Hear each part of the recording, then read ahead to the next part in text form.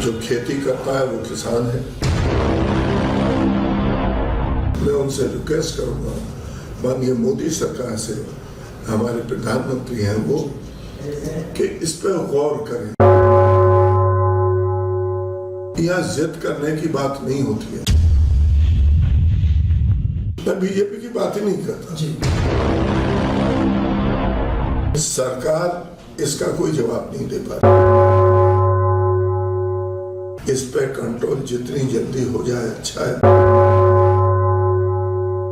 क्या गैस सस्ती है इसे अच्छे दिन कहें, या पेट्रोल सस्ता है इसे अच्छे दिन कहेंगे, या इसे अच्छे दिन कहेंगे कि आज कोई किसी की सुनने वाला नहीं। इसका हल तो निकालना पड़ेगा सरकार को। वीडियोस देखने के लिए सब्सक्राइब करें HBN न्यूज, बेल आइकन दबाकर लेटेस्ट नोटिफिकेशन पाएं। नमस्कार, मैं हूं जय चौधरी। HBN न्यूज में आपका बहुत बहुत स्वागत है। आज हमारे साथ अलीगढ़ की जानी मानी हस्ती, अलीगढ़ के मेयर मोहम्मद फुरकान जी हमारे साथ में हैं, जिनसे हम आज खास मुलाकात पे बात करेंगे। फुरकान जी, आपका बहुत बहुत स्वागत है HBN न्यूज में। आज हम फुरकान जी से काफ़ी सारे प्रश्नों पे चर्चा करेंगे। उनमें से फुरकान जी, पहला प्रश्न मेरा आपके साथ ये है कि किसान आंदोलन, जो कि किसानों को देश की नींव कहा जाता है, उनको आंदोलन करते करते आज 100 दिन से अधिक हो गए हैं। सरकार ने इनके प्रति जो अपना व्यवहार रखा है, जिस तरीके से हम सोशल मीडिया पे खालिस्तानी, उग्रवादी, बीजेपी के नेताओं के जो कमेंट्स देखते हैं, तो उसके बारे में फुरकान साहब आप क्या कहना चाहिए?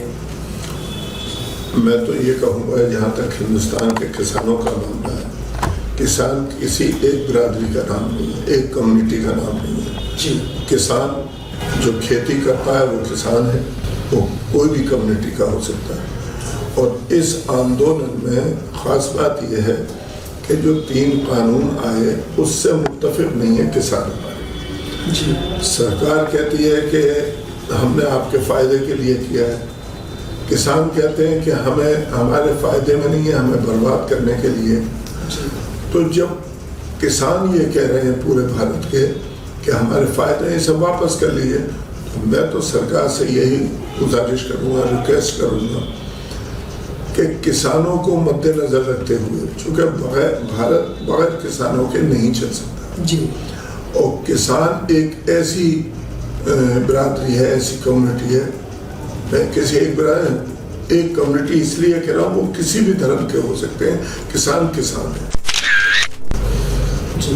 वो इतनी मेहनत करता है खेतों में इस देश के लिए, उनकी औलादें, उनके लोग फौज में हैं और वो मेहनत करते हैं खेतों। तो हमें हुकूमत को, मैं उनसे रिक्वेस्ट करूँगा, माननीय मोदी सरकार से, हमारे प्रधानमंत्री हैं वो, कि इस पर गौर करें। यहाँ जिद करने की बात नहीं होती है, गौर करें, उन्हें साथ बिठाएं, प्यार से बिठाएं, तो मसले का हल निकालें।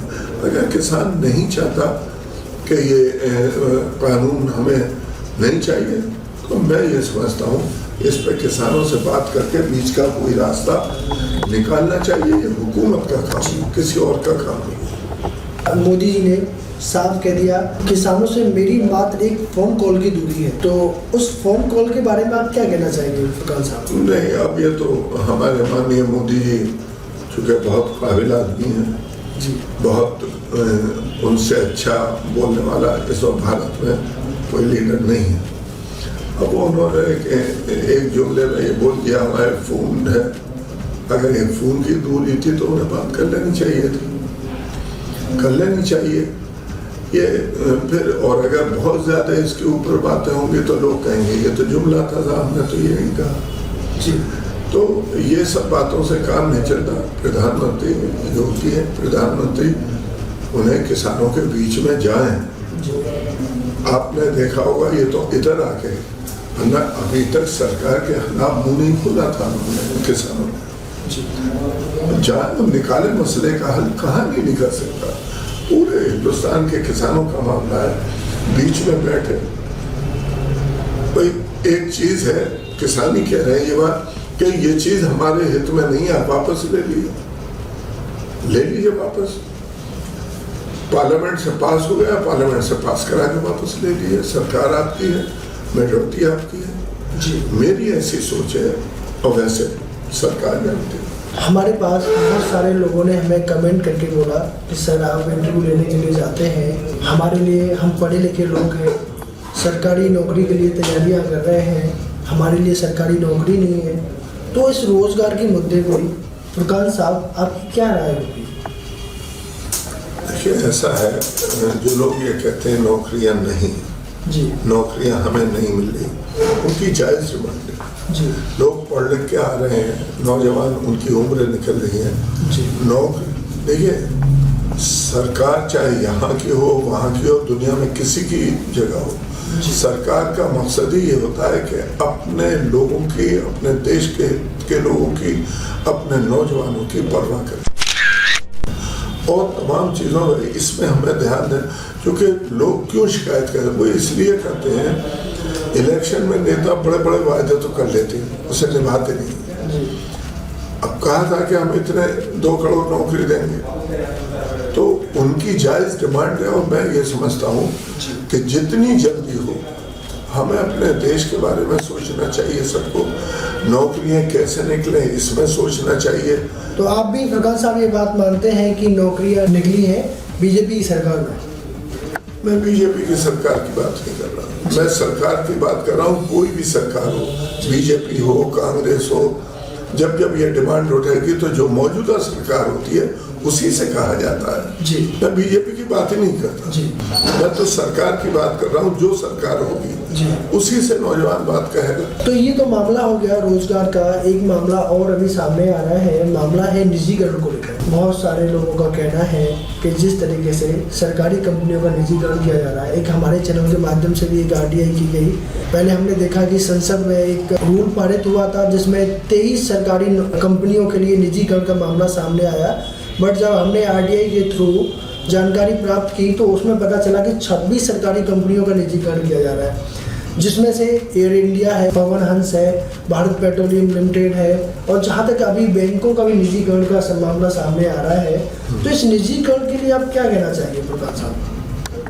देखिए, मैं तो वो बात आपको बता रहा हूँ जो लोग आते हैं, जो हमसे कहते हैं, और हम क्या सोचते हैं वो बता सकते हैं जी। जैसे नौकरियों की बात आई, इसकी बात आई, अवाम ये कहती है कि ये हमारे हित में नहीं है, पब्लिक ये कहती है जी। एक आम आदमी ये कह रहा है ये ऐसा क्यों कर रहे हैं, सरकार इसका कोई जवाब नहीं दे पा रही जी। सरकार ये कहती है कि हम देश के हित में कर रहे हैं। सरकार ये कहती है कि राजकोष खाली है इसलिए हम निजीकरण कर रहे हैं, सरकारी कंपनियों को बेच रहे हैं, राजकोष खाली है, हमें इस समय पैसे की नीड है, देश का विकास नहीं हो पा रहा है। तो इस पे निजीकरण पे आपकी किस तरीके से राय देना चाहिए? मैं तो यही समझता हूँ कि ठीक नहीं होगा, और नौकरी है और लोग निकल के बाहर खड़े हो जाएंगे। हमारा अगला प्रश्न है फुरकान साहब आपसे कि डीजल पेट्रोल के दाम आज आसमान छू रहे हैं। ये बिल्कुल गलत है। लोग उन्हें खेतों में पानी नहीं दे पा रहे लोग। आजकल जब गाड़ी में तेल भरवाता तो हिसाब लगाता है मैं इतने पेट्रोल डलवा लूँ, वहाँ तक पहुँचूंगा, इतने पैसे तो कभी नहीं थे। सरकार को गंभीरता से लेना चाहिए, इसे नीचे आना चाहिए। देखिए, जब मौजूदा सरकार जो होती है उसी से कही जाती है बात, फिर मैं इस बात को कह रहा हूँ। तो आपको लगता है जब इससे पहले सरकार दूसरी थी तो हमारी जो मौजूदा सरकार है माननीय मोदी जी, हम विरोध करते थे सब लोग जी, यही सरकार विरोध करती थी जी। आज जमीन आसमान को छू रहे हैं पेट्रोल और डीजल, इसके दाम कम नहीं हुए तो और हालात खराब होंगे जी। आपको लगता है कि इसके जो रेट है पेट्रोल डीजल के अभी आसमान को और क्रॉस करेंगे? अभी रुक ही नहीं रहे, करने का तो ये रुक कब रहे, जो हम ये कब कहें कि सब यहाँ रुक गए अब ऊपर नहीं आएंगे, रुक कब रहे जी, दिन ब दिन बढ़ ही रहे हैं। तो फुरकान साहब का कहना है कि पेट्रोल डीजल के रेट आसमान महंगाई छू रहे हैं और इस पे सरकार को थोड़ी सी अपनी समझ दिखानी चाहिए, सोचना चाहिए।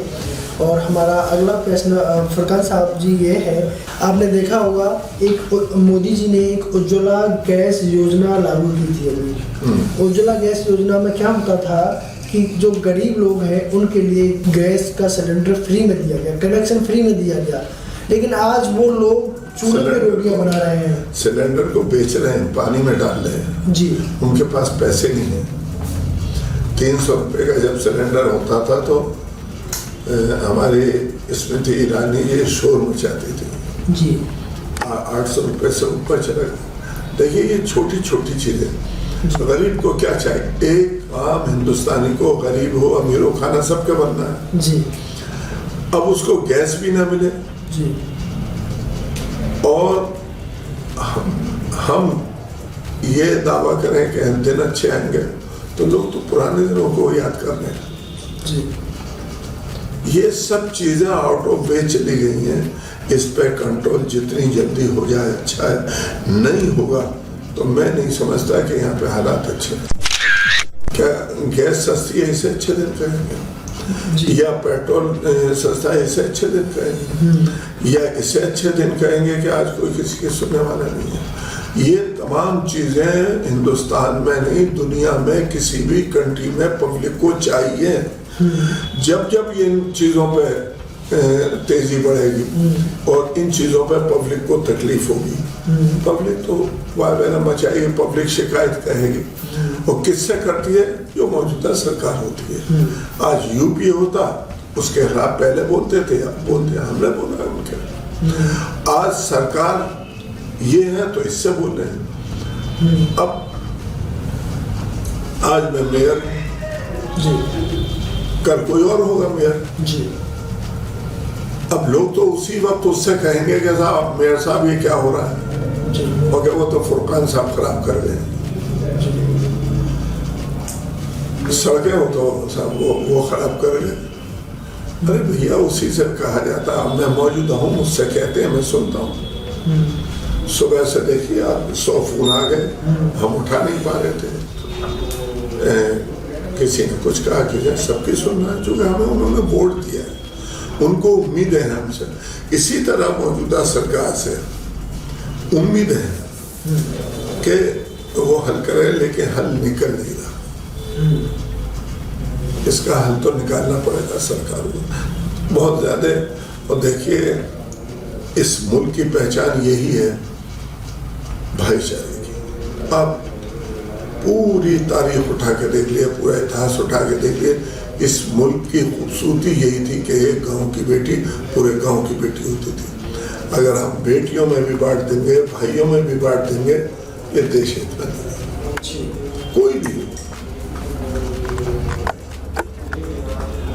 चाहे कांग्रेस बांटे, चाहे बीजेपी बांटे, या मैं बांटूं, ये सब चीजें ठीक नहीं। अभी एक मुद्दा सामने आया है तीरथ सिंह रावत जी का, जो कि उत्तराखंड के मुख्यमंत्री हैं।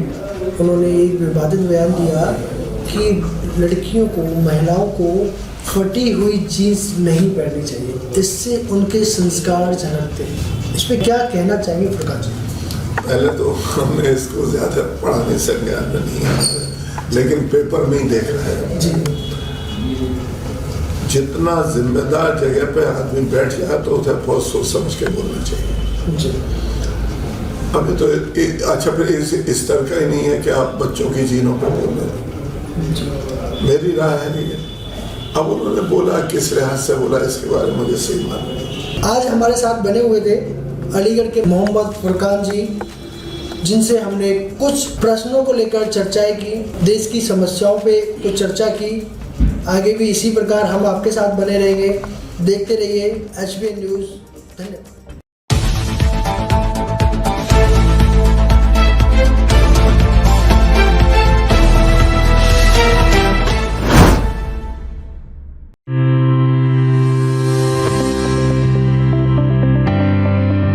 बड़ा धमाका आपके सामने पेश है। जी हाँ, पूरे अलीगढ़ में सबसे सस्ता कंप्यूटर मशीन द्वारा फ्री नजर की जांच, जिसका नाम है जसवंत सिंह चश्मालय।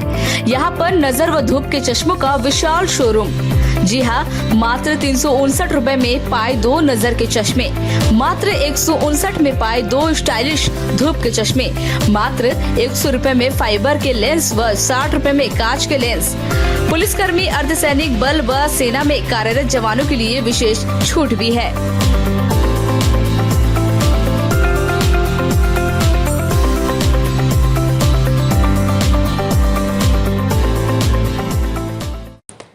बढ़ती महंगाई में बिजली का बिल आसमान छू रहा है। बिजली के बढ़ते बिल से बचने के लिए अपनाइए यूटीएल सोलर। भारत का नंबर 1 ब्रांड श्री प्रदीप कुमार द्वारा यूटीएल सोलर।